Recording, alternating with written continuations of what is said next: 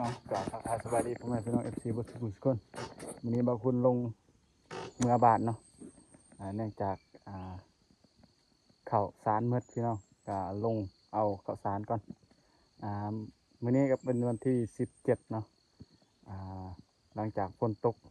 เมื่อวานแต่ก็มื้อนี้ฝนตกแต่ว่าตอนนี้นี่เช้าแล้ว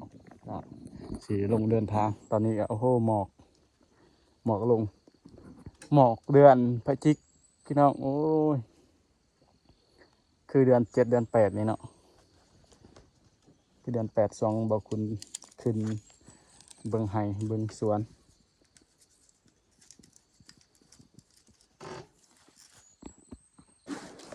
ไปเดินทางกันตอนนี้แบตเปอร์เซ็นต์เฮายังเหลือ7%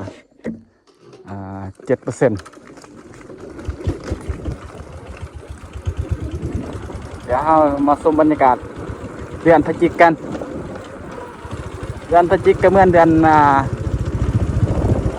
เดือน8เนาะเดือน11ก็ได้เดือน11เนาะส่วนนี้ตอนนี้มาคุณลงพระบาทรถจับเองหน้าบ่มีแล้วเทตอนขึ้นพูดข่าวยังบ่ทันแล้วเนาะข่าวหมดก่อนข้าวเปลือกนะมีอยู่แต่ว่าแนวตำมันบ่มีคกสากบ่มีเนาะบ่คือสมัยก่อนนี่เขาเฮ็ดให้อยู่ไสก็มีคกมีสากแต่เดี๋ยวนี้บ่แล้วหมดกะมาเอาอยู่บ้านมาซีอยู่บ้านโอ้บรรยากาศสุดๆเลยงานนี้ถือว่าโอเคเลยโอ้ยฝนหากระเซาตกเนาะบางอย่างตอนนี้ประมาณ7 โมงเช้าลงมาบ้านลงสักpower bank หมดบ่ได้ถ่ายคลิปตอนหุดเข่าเลยถ้ามีแบตเท่าเนื้อแน่ก็ได้ถ่ายไลฟ์คลิปอยู่แต่อันนี้แบตเท่าบ่มีก็เลยได้ถ่ายแบบถ่ายส่วงๆเอาถ่ายบ่ได้ไลฟ์บางมือก็ได้ถ่ายบางมือก็บ่ได้ถ่ายคู่มืออยากได้กล้อง GoPro เนาะตอนนี้นะโคตรอยากได้เลยเวลาเดินทางมันสบายปิดหมวกกันเนาะโอ้บรรยากาศสุดโอ้คิดฮอดเดือน8ด้วยคิดฮอดเดือน8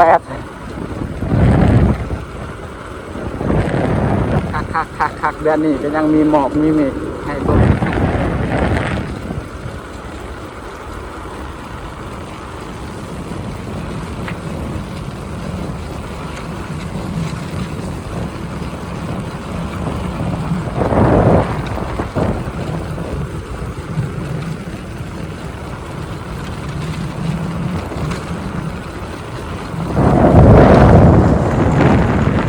เขาตัดหญ้าแล้วเนาะตอนเข้ามาเนี่ยเขายังบ่ทันตัดหญ้าแถมทางฟ้าอนามัยทางอนามัยแล้วดูดีขึ้นแต่ว่ามันยังล้มใส่ถ่ายเนาะว่าหญ้าจรวดมันหลายทางให้มาคุณบ่เห็นหยังเลยโอ้เดินทางแบบนี้ก็สนุกดีนะเหมือนเดิน7 เดือน 8เลยโอ้โหฝนตก2 มื้อแล้วเนาะพักพุดเข้าฝนตกแน่นี่พุดเข้าบ่เป็นเมื่อเบิ่งเพื่อนซ่านมันบ่มีคนอยู่บ้านเลยบ่มีคนอยู่บ้านแล้วก็เข้านาก็เอาไว้อยู่บนตู้ก็ย่านมันเปียกเมื่อเบิ่งให้นาก่อนมาเบิ่งเพื่อนบ้านอยู่บ้านน่ะเพื่อนอยู่บ้านก็อันนี้จักได้ทายโดนซ้ำได้กับถ้าปิดตอนใดกับปิดตอนนั้นแหละยังเหลือ7%ตอนนี้นะทายให้พี่น้องได้ชมบรรยากาศนำกันแบ่งปันบรรยากาศเดือนนี้ยังหนาวอยู่แห้งฝนตกแห้งหนาวเดือนนี้หนาวแล้วก็อากาศหนาวแล้วเข้าฤดูหนาวแล้ว อ้ไม่หมอกลงทุกทึกโอ้ตอนมาเนี่ยรถบ่เป็นเลยขึ้นบ่ได้เลยรถนะโอ้ลากโอ้ลากบ่มีเบรกหน้าเว้ยใส่แต่เบรกหลังโอ้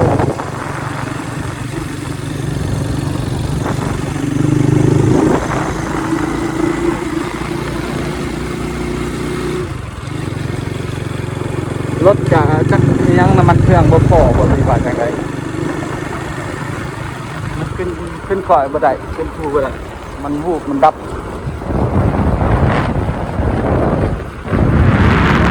เขายัง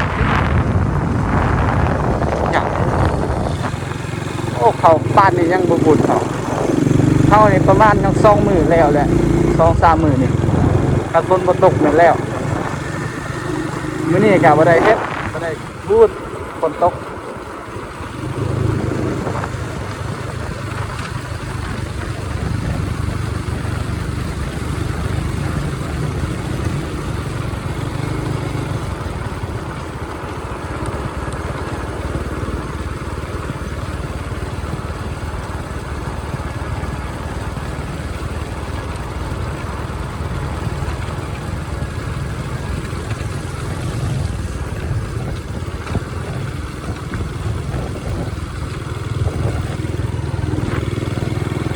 บ่ได้เปิดกล้องแต่ทำอิฐเลย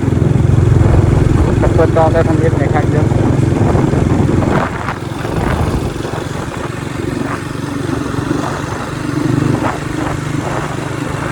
สามใส่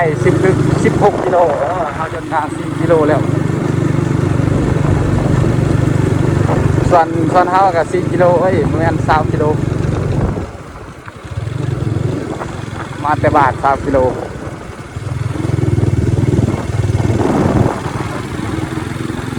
เพื่อที่ได้เช้านะ19 กิโล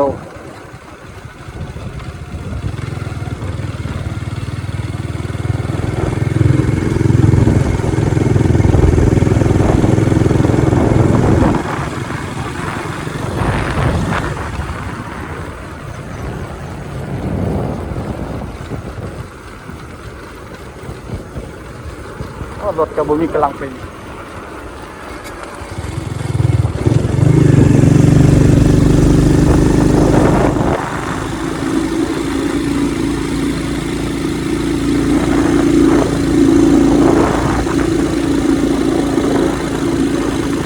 วันที่20นี่ก็วันเกิดบางคนแล้วถึงไหนก็ขอให้ทุกคนมีสุขภาพแข็งแรงทุกคนที่เข้ามาทำชมคลิปนี้ให้อยู่ดีมีแห้งเงินทำอะไรมาเฮ็ด YouTube ก็ขอให้สำเร็จใดสิ่งใดก็ขอให้ดังปรารถนาเด้อพี่น้องวันที่20เดือนพฤศจิกายนเดือน11นี่เนาะปี2025ก็ครบรอบ23 ปีแล้วโอ้ยเฒ่าจะได้เฒ่าได้เฒ่าเลข2แล้ว23 ปีแล้ว23 ปี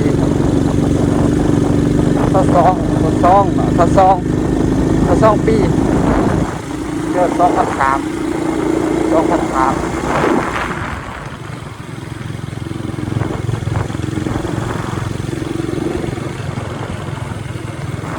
5 6 7 8 9 10 11 12 13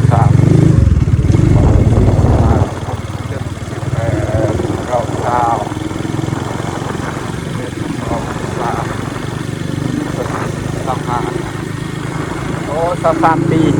23 ปีแล้วครบรอบ23 ปี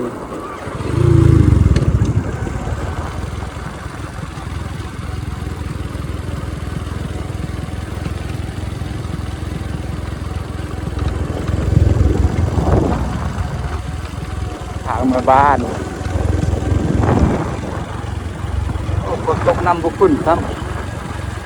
น้ำบกขึ้นครับอ้าวฝนตกอีกแล้วมาอีกแล้วมาเช้าเลยได้ยังตกอีกแบบแบตประมาณกับจุบคลิปซ้ำนี้แล้วเพราะโทรศัพท์เข้ากับฟ้าลังแตกเนาะยันนำมันเผา ตามนี้แหล้วพี่น้องเป็นกำลังใจคนไลค์คนติดตามอยู่เด้อไว้พรวันเกิดบ่าวคุณแน่พี่น้องวันที่20ไว้พรในคลิปนี้ก็ได้พี่น้องโอเคบ๊ายบาย